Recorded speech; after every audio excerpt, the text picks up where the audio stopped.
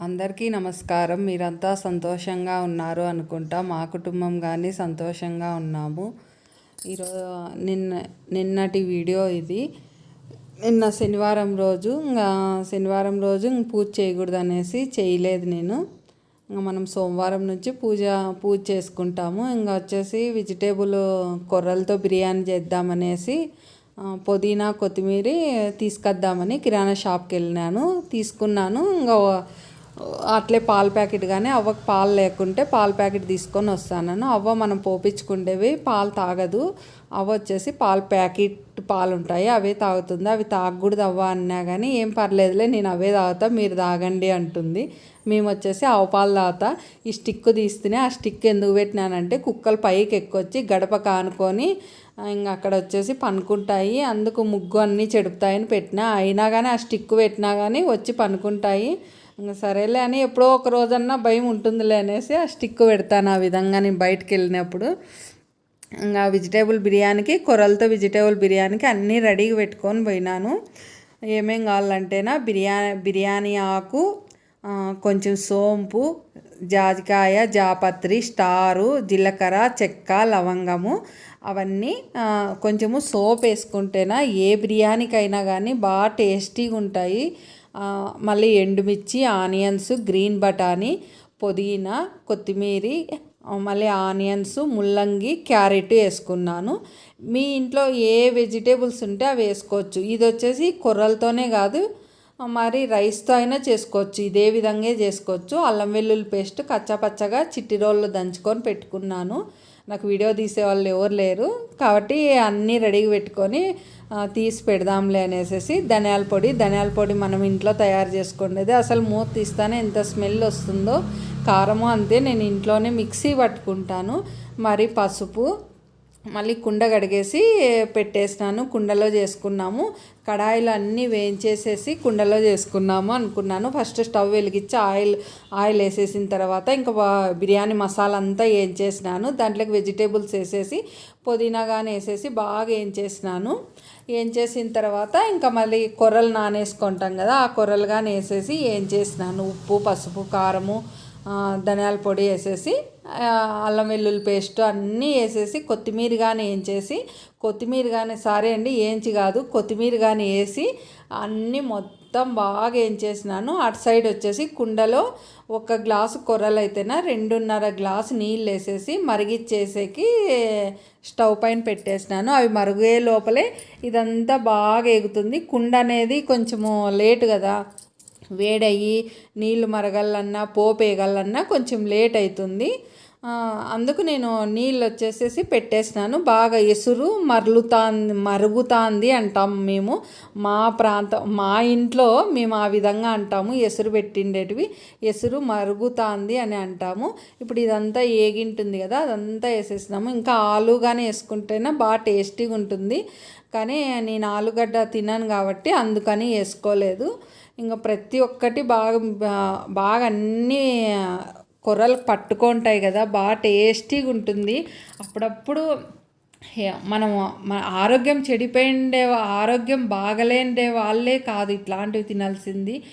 ఆరోగ్యవంతులు కానీ అప్పుడప్పుడు తింటా అంటేనా మనకు మంచిది. ఎప్పుడు మనము పిజ్జాలు, బర్గర్లు, ఇడ్లీలు, దోశలు అవి ఇవే కాకోకుండా మ్యాగీలంట, ఎగ్ రైస్లంట అవి ఇవే కాకోకుండా అప్పుడప్పుడు మనకు టైం దొరికినప్పుడన్నా ఇట్లా కొర్రలు, సాములు తింటా అంటే మనకు ఆరోగ్యంగా ఉంటాము. మన పెద్దలు అప్పుడు ఇలాంటివి తినే కదా బాగా ఆరోగ్యంగా ఉండేది. ఈ గ్లాస్తో తీసుకున్నాను నేను కొర్రలు, 2.5 గ్లాస్ వేసుకున్నాను. బాగా పుల్లలు వచ్చింది. లేదు మాకు ఇంకా మెత్తగా కాలని అనుకుంటేనా 3 గ్లాసులు నీళ్ళైనా వేసుకోవచ్చు. బాగా ఎండుమిర్చి కానీ పొడుగు వేసుకున్నాను. ఎండుమిర్చి కాకుండా పచ్చిమిర్చి అయినా వేసుకోవచ్చు. మొత్తం కారం అంతా పచ్చిమిర్చితో కానీ చేసుకోవచ్చు. మనకి ఎట్లా ఇష్టమైతే అట్లా చేసుకోవచ్చు. నేను ఎండుమిర్చి వేసేసి కొంచెం మళ్ళీ కారం వేసుకున్నాను. ఇంకా కర్రీ ఏం చేయకోకుండా వెజిటేబుల్స్ అన్నీ వేసినాను కాబట్టి డైరెక్ట్ ఇంకా కొంచెం తినేసి రైస్ తర్వాత కొంచెం పెరిగేసుకొని తినేద్దాంలే అనేసి ఈ విధంగా చేసుకున్నాను. అదంతా మనం వేసినాం కదా చూడు, ఈ విధంగా బాగా ఉడుకుతుంది.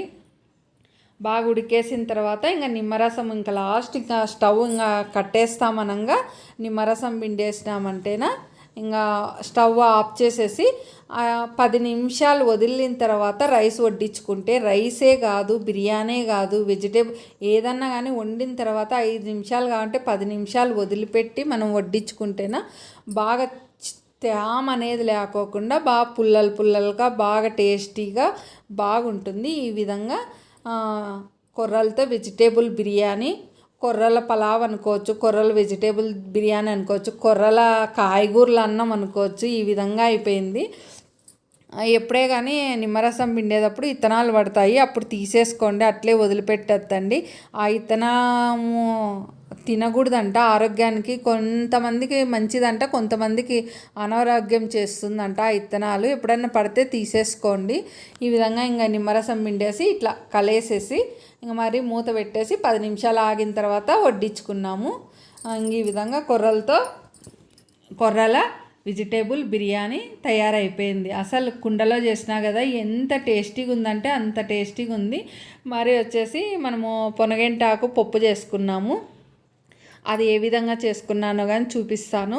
ఫస్ట్ వచ్చేసి కందిబ్యాళ్ళు కడిగేసేసి అరగంట ముందే నానబెట్టేసినాను. పొనగంటాకు వచ్చేసి ఇది 3 కట్టలు, ఎర్ర పొనగంటాకు అంటారు, ఇది హైబ్రిడ్ పొనగంటాకు అంటారు. మా ప్రాంతంలో అయితేనా, మా ధర్మవరంలో అయితే ఎక్కువ ఇదే దొరికేది. నాటి పొనగంటాకు అయితేనా ఇంకా మంచిది, కానీ ఒక్కొక్కసారి మార్కెట్లో దొరుకుతుంది.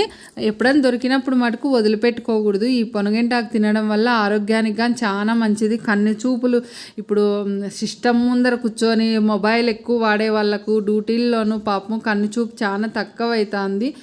పొనగంటాకు వాడడం వల్ల కానీ కన్ను చూపు కానీ పెరుగుతుందంట. మరి వచ్చేసి దాంట్లోకి పొనగంటాకు 3 కట్టలు వేసిన, కందిబ్యాళ్ళు, టమోటా, ఆనియన్, వెల్లుల్లి, పసుపు, ఉప్పు, కారం వేసినాను. పచ్చిమిర్చి అయినా వేసుకోవచ్చు, ఎండు కారం అయినా వేసుకోవచ్చు, ఎండు మిరపకాయలు అయినా వేసుకోవచ్చు. నేను ఎందుకు కారం వేసినానంటే ఆకుకూర అనేది చాలా ఎక్కువ పెట్టినాను, ఇంకా గ్రీన్ కనిపిస్తుంది పప్పు అనేసి ఎండు కారం వేసినాను. వెల్లుల్లి కానీ కచ్చాపచ్చగా దంచేసి వేసుకొని, ఒకటి ఆనియన్ అయితేనే పెద్ద గడ్డ వేసేసినాను. చింతపండు కానీ కడిగి దాంట్లోకి వేసేసినాను. ఈ విధంగా వేసేసి పప్పు కొంచెం కొత్తిమీర కానీ వేసేసి పప్పు 3 విజిల్స్ పెట్టేసినాను.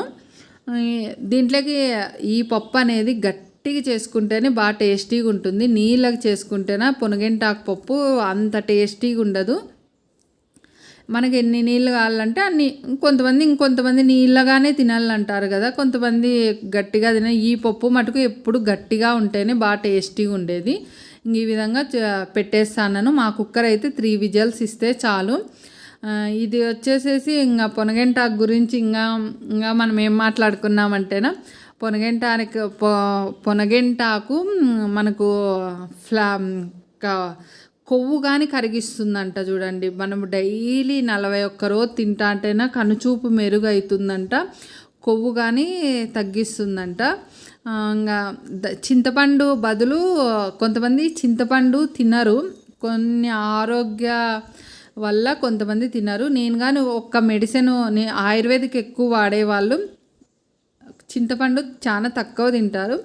ఒకప్పుడు నేను మెడిసిన్ ఎక్కువ వాడేటప్పుడు నాకు కానీ చింతపండు తినొద్దనంటేనా అప్పుడు కొంచెం నిమ్మరసం వేసుకుంటా. అంటే పప్పు ఎనుపుతాం చూడండి, అప్పుడు నిమ్మరసం వేసుకోవచ్చు. చింతపండు గ్యాస్ట్రిక్ అట్లా ఎక్కువ ఉందనే వాళ్ళు కొంచెం చింతపండు బదులు కొంచెం నిమ్మరసంగానే వేసుకొని పప్పు ఎనుపుకోవచ్చు. తిరువాత పెడతామే అప్పుడు.